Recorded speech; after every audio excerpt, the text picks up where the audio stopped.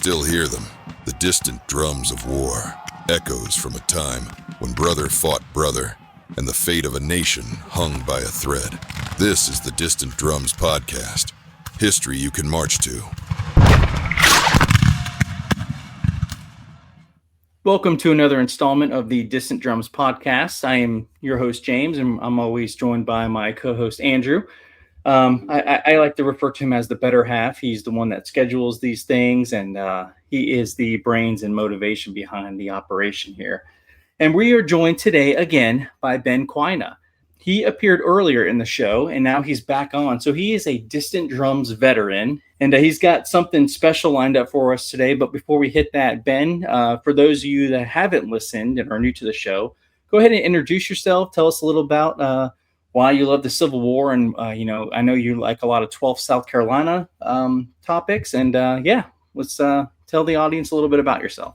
Thanks, James. Thanks, Andrew. Good to be back with you, gentlemen. Really enjoyed it the last time I was here.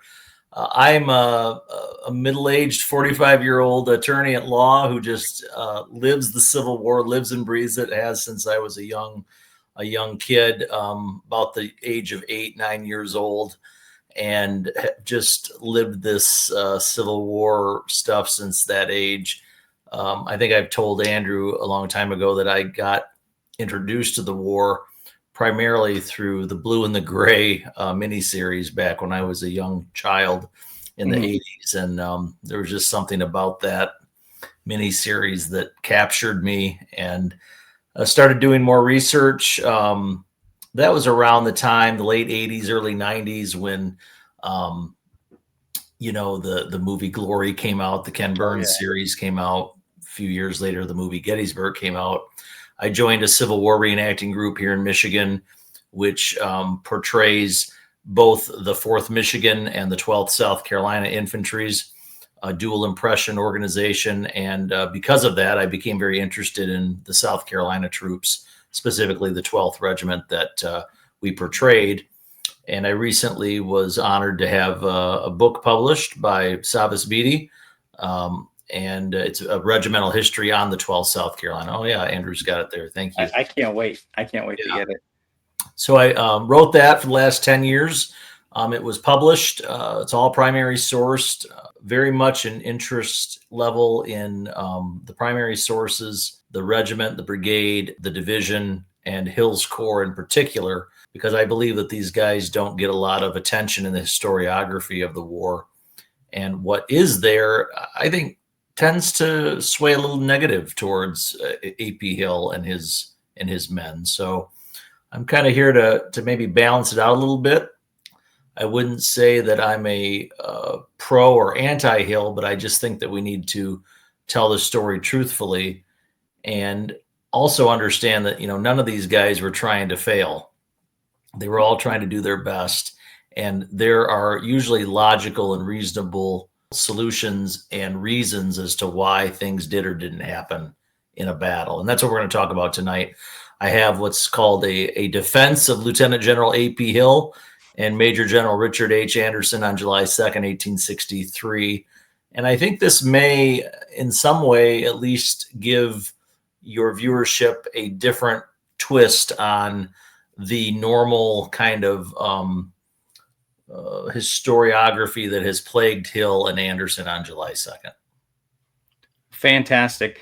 Now, maybe I'm jumping a little bit ahead. You're probably going to cover this. Is a lot of that animosity towards Hill, the whole don't bring on a general engagement conversation, or are you going to get to that? Or well, that would be more on July 1st. I'm not going to cover that today, but I certainly can discuss it. We can talk about it afterwards if you'd like. Sure.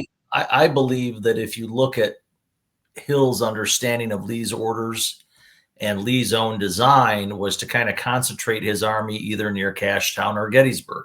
Mm-hmm. And the Cashtown-Chambersburg Pike is one road, and he's got 2/3 of his army roughly along that road from Chambersburg to Cashtown.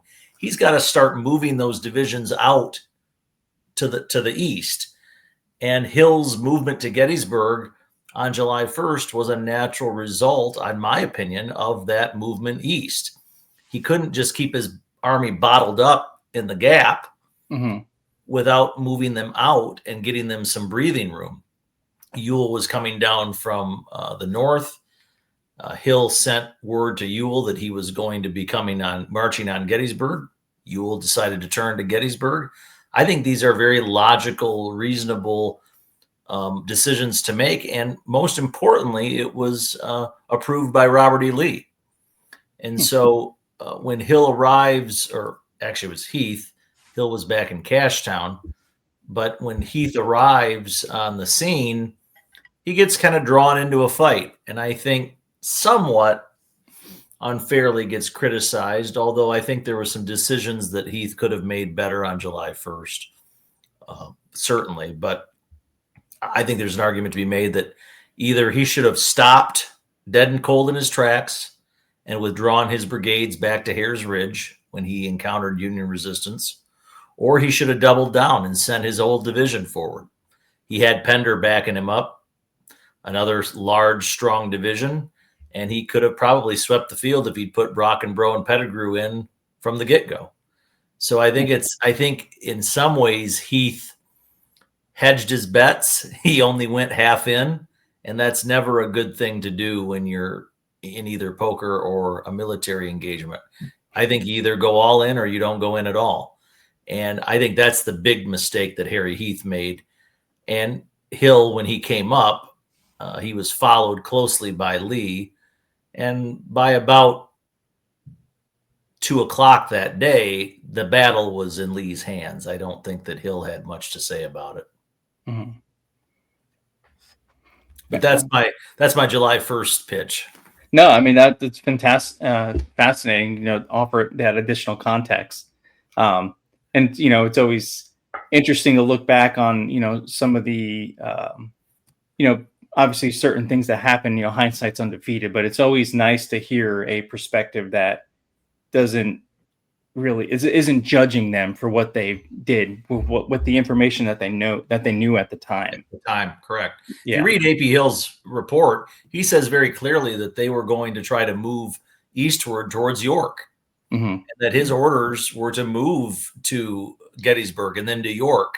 So the movement to Gettysburg to me is not a strange thing at all. It's a natural consequence. He's got to move Heath out. He's got to move Pender out. He's got to move Anderson out to get Longstreet's corps out, and not Anderson, but Allegheny Johnson's division out, and all of their wagon trains. So if he doesn't start moving those men, those large divisions out of the gap, he's going to be bottlenecked, and none of those men are going to be able to fight. So I'm a little bit more sympathetic to Hill and Heath than most.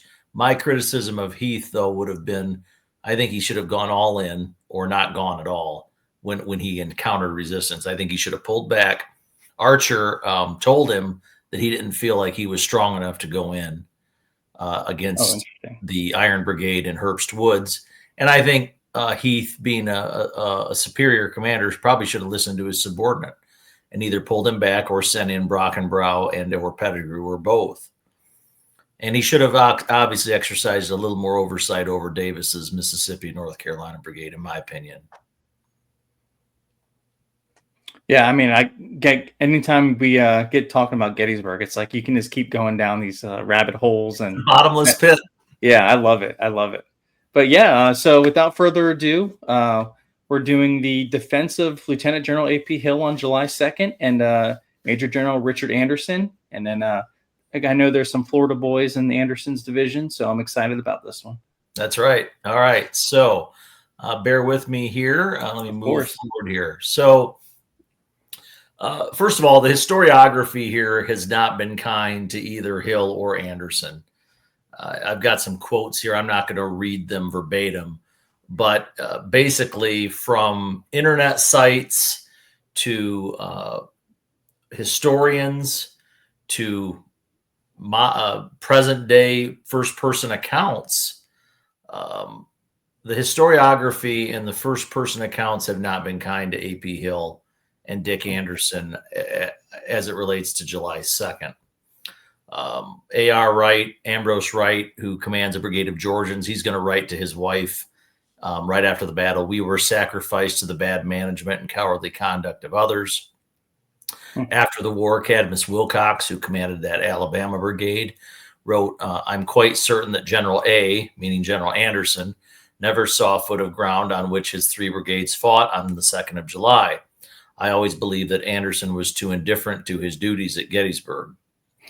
And the quotes above are basically saying that Hill turned in a less than stellar performance at the Battle of Gettysburg. Interesting. And that he didn't supervise his division's attack. People that we may be more familiar with in today's present time, Eric Campbell was a longtime National Park Ranger at Gettysburg. He said that A.P. Hill, the 3rd Corps commander and Anderson's immediate superior, failed in several key areas that day. It was Hill who either ordered or at least approved of Anderson's overextended line, which led to so many problems. Once the fighting began, he apparently never made an effort to coordinate his efforts with Longstreet's command. Hill was also ultimately responsible for the execution of his division's movements, yet he apparently did nothing when Anderson's attack broke down, nor bothered to find out why Pender's division remained idle along Seminary Ridge. It also seems likely that Hill was guilty of being out of touch with his divisional commanders. I just disagree, and I'll go into detail as to why. But basically, the criticisms are going to be that Dick Anderson's division of 5 brigades, it was the largest division in Hill's corps, was too far spread out, did not have the sufficient depth that Longstreet's attack had to it, and therefore it was not a very positive or beneficial way to deploy his troops. Stephen Sears, we all know Sears, right? His great book on Gettysburg, 306, 307, page 306, 307. They, Hood and McLaws, each striking powerfully on a 2-brigade front, each backed by 2 brigades. After 2 hours or so of fighting, this change, of course, surely became evident to Anderson and his superior Hill. Yet neither made any change in Anderson's dispositions, nor did General Lee intervene. In due course, Anderson advanced on a wide front as originally planned. So he does say that that's how the original plan was, but that the attack had no depth and no width. Anderson then compounded the misstep by putting only 3 of his 5 brigades fully into the fight. If Dick Anderson did little that afternoon, Powell Hill did less. Hill on July 2nd remains a shadowy figure, just as he was on July 1st. And again, I think historians are taking a cue from Coddington. Coddington called him, they didn't know where Hill was. He wasn't there. Well, there's lots of first-person accounts of Hill being present on the field on July 1st, 2nd, and 3rd. I think this is a bit unfair to A.P. Hill. And lastly, we have Coddington here. Repeatedly, he, meaning Wilcox, called for supports, but there were none to be had. He's right. There were none to be had. For Anderson, in contrast to Longstreet, had his brigades attack in one long, thin line. Hill, who was his immediate superior, must share responsibility for this mistake. So they're criticizing him on a couple of different fronts. One is that Anderson's 5 brigades were all aligned next to each other, not stacked in depth like Longstreet had 1 brigade, 1 brigade, 1 brigade behind each other, and so on and so forth. And so they're going to criticize that, and they're also going to criticize Anderson for not deploying all of the 5 brigades. He only deployed 3 of them and a portion of a 4th. So why the fuss? And I have the 3 main characters here in the drama: William Mahone on the left, Carnet Posey in the center, and Ambrose Wright on the right. And Mahone was in command of a Virginia brigade in Anderson's division. Posey was a Mississippi brigade, and Wright had command of a Georgia brigade. All right. So in order to understand this controversy, you have to understand what the original plan was on July 2nd versus what really happened. This is where I think historians don't give enough credence and credit to what actually happened versus what was supposed to happen. If you look at this map, this is one of, I think, 2 scenarios that was going to happen on July 2nd for the Confederates. A.P. Hill's orders were to hold the center and avail himself of any opportunity to punch through if the opportunity came. McLaws and Hood would strike the Federal left flank, partially envelop it, and drive it in. And Anderson would be there to cooperate with Longstreet. Okay, that word cooperate is a huge word. But this is generally what the Confederates thought they were getting into on July 2nd. Lee thought the left flank of the Union Army ended somewhere around the present-day Pennsylvania Monument on Cemetery Ridge. And he was going to send McLaws and Hood south, and they were going to attack everybody at the same time, a full divisional attack, 2 divisions, crush the Union line, partially envelop it, flank it, and drive it north to Gettysburg. Basically, think Chancellorsville. Okay, that's what Lee's trying to do. The only difference between this map and the other idea is that some historians, and I am one of them, believe that McLaws and Hood were going to be stacked behind each other. It was going to be McLaws going in first and then Hood behind him. Okay. I couldn't find a good map that demonstrates that, but basically it was going to be McLaws and then Hood using the Emmitsburg Road as kind of an access to move their men north to drive the enemy flank in.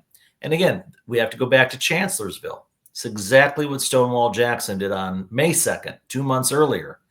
He got his men up to the the turnpike, and he said to the center brigade, follow that turnpike all the way to Chancellorsville. Use that turnpike as your guide so that you know where you're going, and march right to the Chancellor Crossing. Same theory here. But you have to understand what the plan was on July 2nd. Quote, it was determined, this is Robert E. Lee's after-action report, January of 1864, it was determined to make the principal attack upon the enemy's left and endeavor to gain a position from which it was thought that our artillery could be brought to bear with effect. Longstreet was directed to place the divisions of McLaws and Hood on the right of Hill, partially enveloping the enemy's left, which he was to drive in. General Hill was ordered to threaten the enemy's center to prevent reinforcements being drawn to either wing and cooperate with his right division, which is Anderson's division, with his right division in Longstreet's attack. So it's pretty simple. A.P. Hill's got 3 divisions. 2 of them are going to be in the center, waiting to avail themselves of any opportunity to strike if the center breaks or the line breaks. Anderson is going to cooperate with McLaws and Hood. McLaws and Hood are the real hammers, though, that are going to hit that Federal left flank. Okay? Mm-hmm. So this is important to read their language because the language matters. Okay? Anderson's was not supposed to be the main attack. It was supposed to be a cooperative force. And so it's not like Anderson's division was going to be deployed in the same way that Hood and McLaws was going to be. So we have to understand that that is part of the plan here, at least from Lee's perspective on July 2nd. All right. I call this next slide Hill's Corps' cooperative role. Again, let's go back to the language here. This is from A.P. Hill's report. The Corps of General Longstreet, which was McLaws and Hood, because Pickett was not there on the field, we can agree on that, was on my right and in a line very nearly at right angles to mine. General Longstreet was to attack the left flank of the enemy, so we're consistent with what Lee's saying, and to sweep down his line, meaning the Federal line. And I, Hill, was directed to cooperate. Again, we're using that word cooperate with him with such, and this is the language here, folks, with such of my brigades from the right as could join in with his troops in the attack. Okay? That's from A.P. Hill's report. Let's go to Dick Anderson's report. I received notice that Lieutenant General Longstreet would occupy the ground on the right, consistent with Lee and Hill, that his line would be in a direction nearly at right angles with mine, that he would assault the extreme left of the enemy and drive him towards Gettysburg, and I was at the same time ordered to put the troops of my division into action by brigades as soon as those of General Longstreet's corps had progressed so far in their assault as to be connected with my right flank. But it was not until 5:30 o'clock in the evening that McLaws' division, by which the movement of my division was to be regulated, had advanced so far as to call for the movement of my troops. So that's Dick Anderson's report. Now let's look at Longstreet's. He, the enemy, was driven from point to point, however, until nearly night, when a strong force met the brigades of Major General Anderson's division, which were cooperating on my left to be somewhat exposed and outflanked. So let's go back to the previous slide. Longstreet's two divisions, whether they're stacked one behind each other or next to each other, they're going to go up. They're going to sweep down at right angles to Anderson. So if you finish that wheel of McLaws and Hood, guess what? They're going to be at right angles to Dick Anderson's division. Mm-hmm.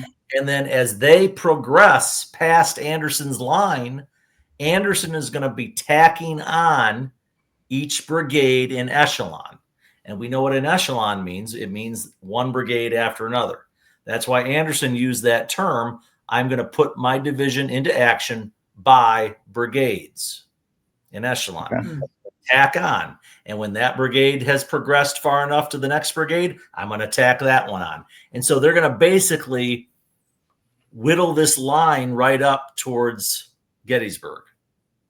And then when the line really starts to fall apart, that's when Hill's going to send Pender in. Okay. So that's the plan. Try to exploit a gap, essentially. Exactly. So, and I think this map shows if McLaws and Hood make that proper wheel, they're going to be almost at right angles to Anderson. Mm-hmm. And then Anderson's going to start tacking on units once they get this Union line running, just like they did at Chancellorsville. Okay, that's the plan. Now, as we know, that's not what actually happened. Okay. So here are two maps here. One showing on the left sort of the position that Sickles' Third Corps took at the Peach Orchard salient. So this is what happens. Sickles moves his corps out to the Emmitsburg Road salient at the Peach Orchard. He bends it back towards the Rose Farm, the Wheat Field, and Devil's Den. We all know that he can't occupy all of that ground with infantry. He's using artillery to fill in the gaps. But the bottom line is his deployment forward halted Longstreet from making that wheel and forming those angles at right angles to Anderson, as you can see by the map. And so instead of Longstreet forming generally to the east and west, once those divisions make their wheel, Longstreet's now formed basically north to south. Okay. So he's at a 90-degree angle as to where Lee and he and Dick Anderson and A.P. Hill and everybody thought he would be when the plan was made that morning. And so Sickles' movement to the Peach Orchard alters Longstreet's deployment from going northwest, moving northeast towards Gettysburg, using the Emmitsburg Road as its access, to basically north-south and almost being somewhat parallel to the Emmitsburg Road. Okay. Then Longstreet makes a change in the middle of this.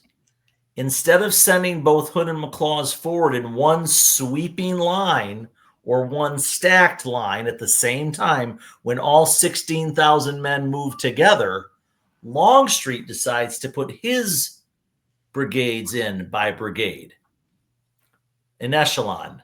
Okay. 1, 2, 3, 4. Longstreet instead of making his attack a sweeping flank assault like Jackson did at Chancellorsville, he's going to send Hood's right brigade forward, then the next one, the next one, the next one, and then the brigades behind them are going to start moving forward. And so it's almost like they're all going off and fighting on their own hook. There's not one single irresistible battle line moving forward. Okay. I'm getting to a point here, I promise. Oh, yeah. And I say, so Longstreet decides to deploy his 2 divisions in echelon. That was not the plan in the morning. Plan in the morning, look back, is to send them all in at once. Okay. Each of Longstreet's brigades he had 8 brigades, 4 in Hood, 4 in McLaws. Each of Longstreet's 8 brigades went forward and fought what I call independent federal units, independent actions, and were drawn away from that Emmitsburg Road access. That is the result of Sickles' movement. And we can argue whether that was a good movement or a bad movement, whether Sickles had permission or not, whether he broke orders or not. But I don't think anybody can argue that Sickles' movement to the Emmitsburg Road salient, what it did do for sure is it forced Longstreet to deploy north and south rather than east and west. Yeah, essentially just sucked them right in instead of making that wide sweeping arc. And as a result, Longstreet doesn't know where the federal left is. So he's sending each brigade out to kind of feel in echelon, which is what Anderson's division was supposed to do, but not Longstreet's. Okay. Interesting. Anderson's division, as we heard in the earlier part of the presentation, and which was criticized by historians, deploys in one long line. It's not a double brigade front, okay? Whereas Longstreet had, for example, Law's Alabamians and then Benning's Georgians behind him, the Texas Brigade, and then the Georgians behind them, and so on and so forth down to McLaws, 4 brigades in front, 4 brigades behind. Anderson's 5 brigades are all in one single battle line. But that makes sense because they're cooperating with Longstreet. They're not the main hammer. They're kind of the cherry on top of this assault. Okay. His attack was always supposed to be an echelon because of its cooperative role. He's going to send them in as that line progressively breaks and Longstreet's troops are coming up to their front. He's going to tack them. I say tack them onto the left flank of McLaws or Hood as it sweeps down the federal line. Okay. The problem, as I said, Longstreet's attack for a variety of reasons goes astray. Only 1 brigade out of the 8, Barksdale's, wheels left, and as a result, the federal line, which receives reinforcements, never gets driven in or begins to fall apart. Longstreet's attack is diluted. Okay, so out of those 8 brigades, the Mississippi Brigade of William Barksdale is the only one that actually makes that wheel and starts moving northeast towards Gettysburg. All the rest of the brigades are heading mostly due east. Look at Wolford's brigade on the map. Wolford's brigade is moving right down the Wheatfield Road. Kershaw's tied up at the Rose Farm. Anderson's brigade and Semmes are locked in near the Wheatfield. And you've got, you can't see it, but the Texas Brigade and Benning and Laws are down fighting on Little Round Top. Okay. So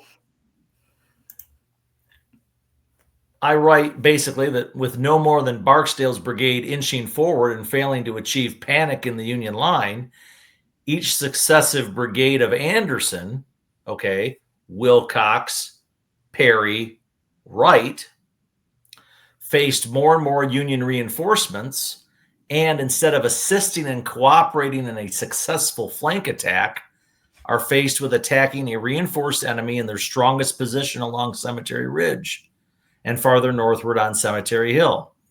As a result, Anderson and Hill don't fully deploy the division. Mahone and Posey remain in their positions.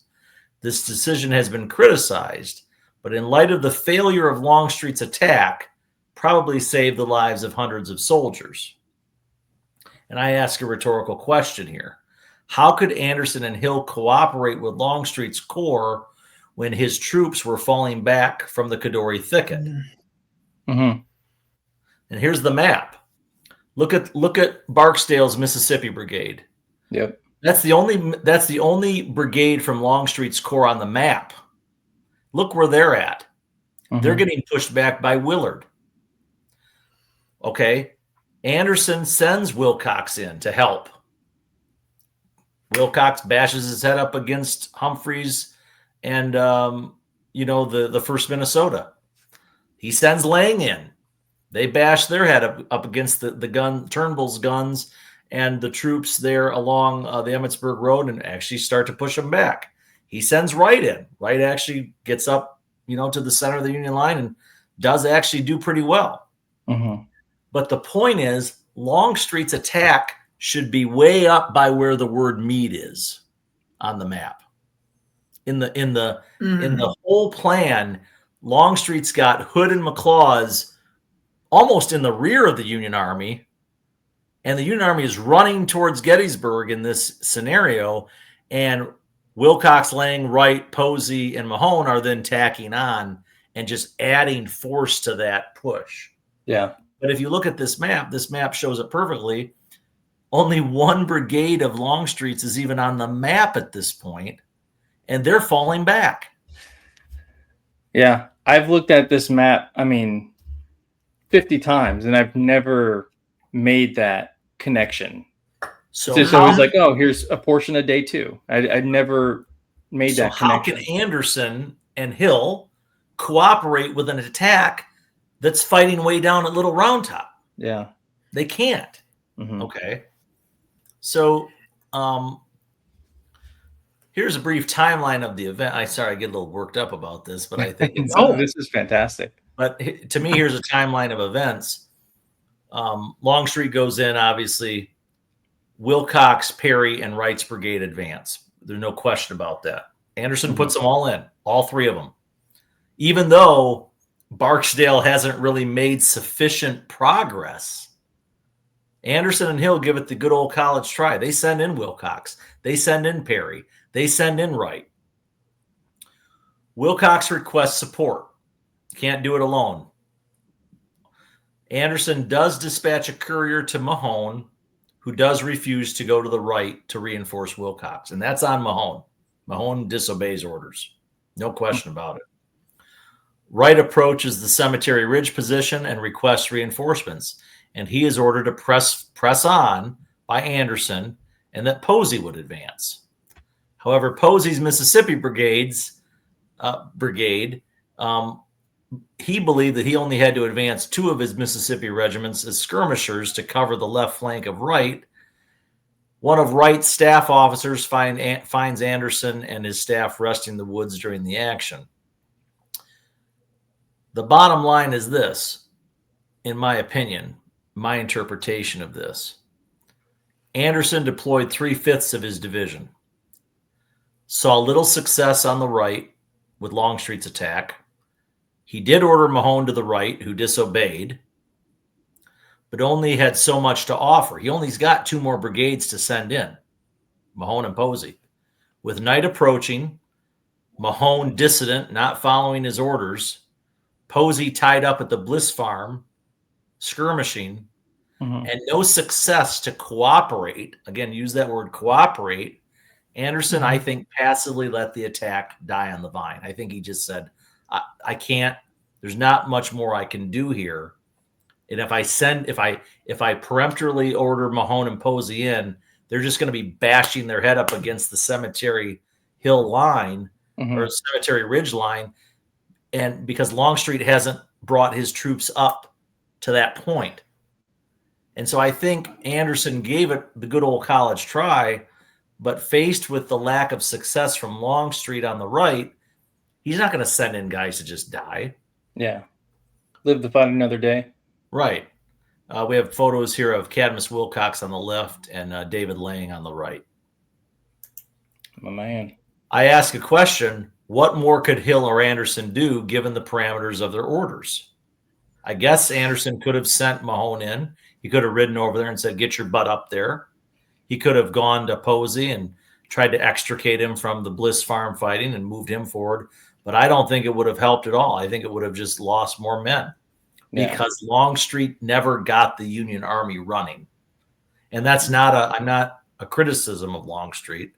I'm not a huge Longstreet fan at Gettysburg. I don't think he served Lee very well, but this is not about whether Longstreet did well or not. The bottom line is, from Dick Anderson's perspective and A.P. Hill's perspective, how can I cooperate with something that hasn't even come up to my position yet?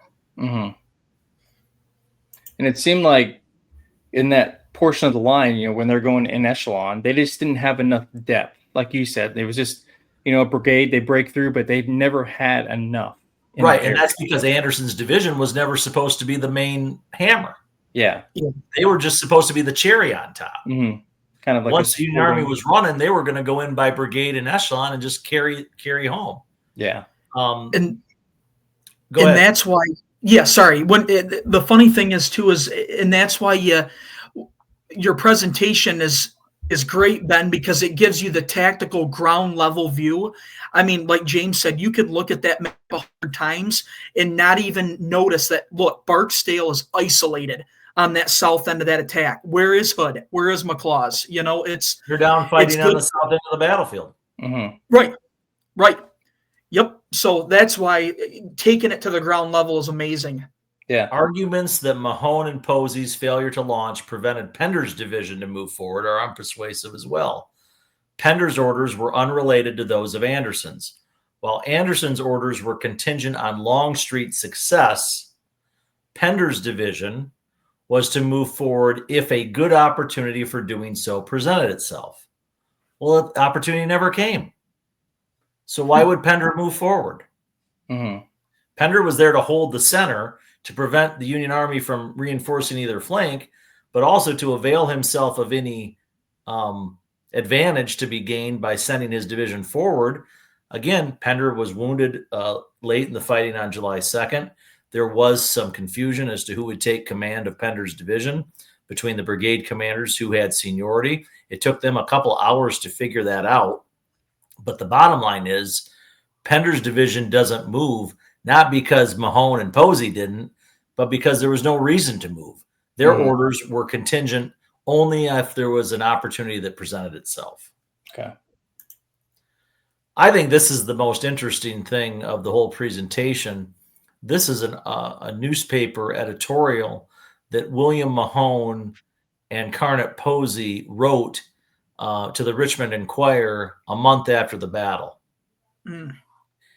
And I'm not going to read the whole thing, but he basically talks about the fact that Anderson's division was a cooperating force, that its success was dependent on Longstreet's success, and that the two successes were linked, that Anderson's division was only going to be successful if Longstreet was successful. Mm-hmm. And that if Longstreet wasn't successful, there's no way that Anderson's 5 brigades could do what Longstreet's 8 couldn't do. Yeah. Does that make sense? Absolutely. And so I think this is a really interesting, almost in real time editorial about what happened between Mahone and Posey and why these units didn't go in. And again, I think that Mahone has some answering to do, that he didn't follow the orders of his division commander, no question about it. But I don't think it would have made much of a difference. Out of the 5 brigades of Anderson's division, he put 3 in, and those 3 didn't even make a dent. I mean, you could argue that maybe Wright's brigade, they pierced the Federal line. But again, without anything behind them. Yeah. And this is the story of Gettysburg. I tell my people that I take tours on. The Confederates could always take a position at Gettysburg. They couldn't hold it, and they couldn't push it through because they didn't have support. Mm-hmm. And Anderson deploying his line and his brigades in one line is not his fault. That's what he was told to do by Robert E. Lee, because he was a cooperating force. He was not the main attack. But this is a really interesting editorial. I would encourage your viewers to review it. And I think it really sums up what happened on July 2nd. Yeah, especially being only a month after the battle. that Right. is fresh information. Sometimes guys write stuff 10 years, how much of that. Right. I say basically the bottom line is this: the failure on the right flank, or lack of complete success on the Confederate right, prevented a full deployment of Anderson's division. And again, I think Anderson and Hill looked at this and said, why are we going to butt 2 more brigades heads up against a cement wall? It makes no sense. Yeah. We're not going to make a big deal of this. If Mahone is being dissident, fine. It doesn't make sense to push the issue. That's what I think happened. That's my presentation. Discussion, questions. I love to talk about this stuff. So anything you guys want to talk about is fine with me. Andrew? Sure. Yeah. So first things first, got a little connection to Andrew Boer here. In the ranks of Company I of the 2nd Georgia Battalion is Private Charles E. Boer, one of my ancestors. So, Yep. Yeah. He was in the 2nd Georgia Battalion, survived the war. His brother was killed in the crater with the 64th Georgia. But what was Bud Robertson's take? Did he mention it at all in his biography on A.P. Hill at all, or no?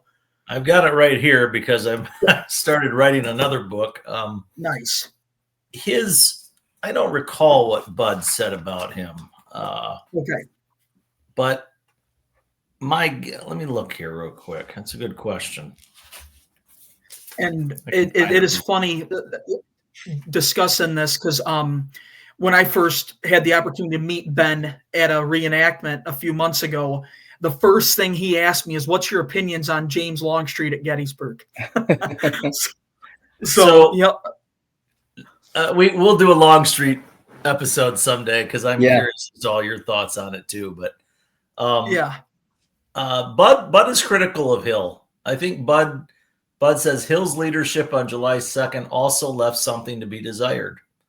But he does say this: assigned to a cooperative role, he seemed never to get caught up in the fever of battle. Well, what does that mean? I mean, I don't know. I would take issue with Bud's analysis on this. I think if you look at Hill's orders and the fact that he was not reprimanded by Robert E. Lee, I think these guys did everything they could do that day. I think that their orders were their orders, and Sickles moving out totally misaligned Longstreet's assault. And as a result, Longstreet's assault was not effective. Ergo, Anderson's division was not effective. And why send and commit men into a battle that you know has already failed? If Longstreet's 8 brigades can't partially envelop and drive in the Federal left flank, what makes you think the 5 brigades of Anderson are going to do it? Yeah. That are actually attacking a front. Anderson, that's another thing. Anderson's brigades were attacking a frontal assault, like Pickett's charge on July 3rd. Over open ground. They were bashing their head up against that Cemetery Hill line, whereas Longstreet was supposed to be flanking and driving them back. And so I think that Anderson and Hill, I think, get a very bad rap for the deployment argument. They had to deploy them that way. They didn't have enough men to deploy them in a double line. They couldn't take the whole line and use their men. There wasn't enough space. There was too much space for the division. They had to deploy them in one single line, is what I'm trying to say. And I think Hill gets a bad rap as well. I think these men were there. They were watching it. Hill was stuck in the center of the line, assigned to a cooperative role. There wasn't very much for him to do besides let his division commanders do their work. So I don't want to, maybe, did a lot of this animosity or maybe finger pointing start? Was it post-war? Was it a lot of post-Gettysburg, or was it a little of both? I think right after the battle, Wright, and I didn't get into this, but Wright wrote that really scathing letter to his wife, which ended up in a Georgia newspaper, very critical of General Anderson. And I think it's because Wright thought that he got hung out to dry there. Mm-hmm. And maybe he did from his perspective.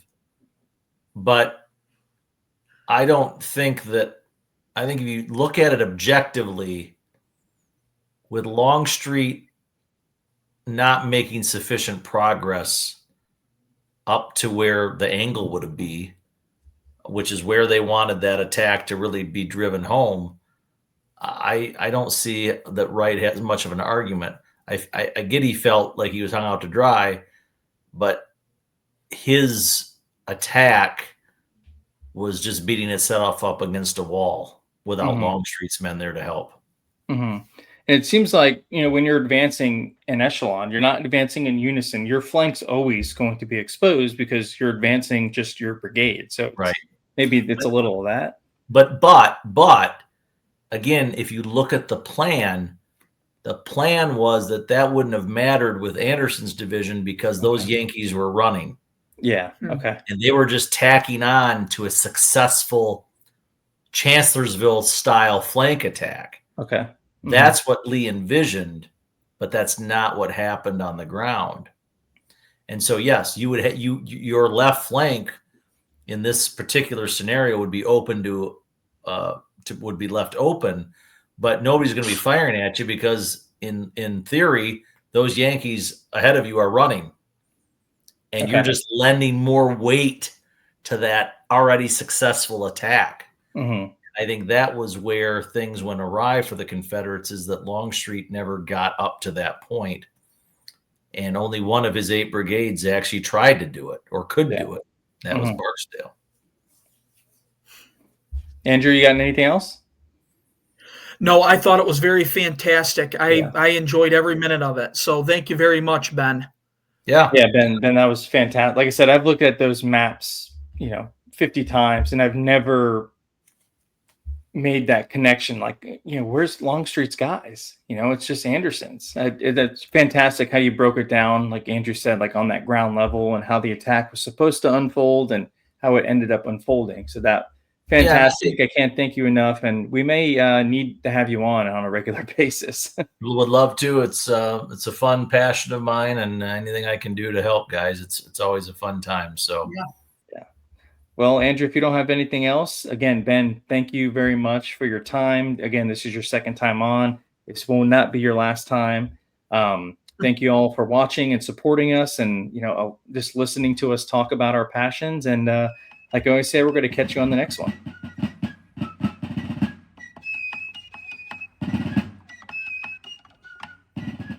Subscribe now to the Distant Drums podcast and march with us from Fort Sumter to Appomattox, because history doesn't just echo, it marches on.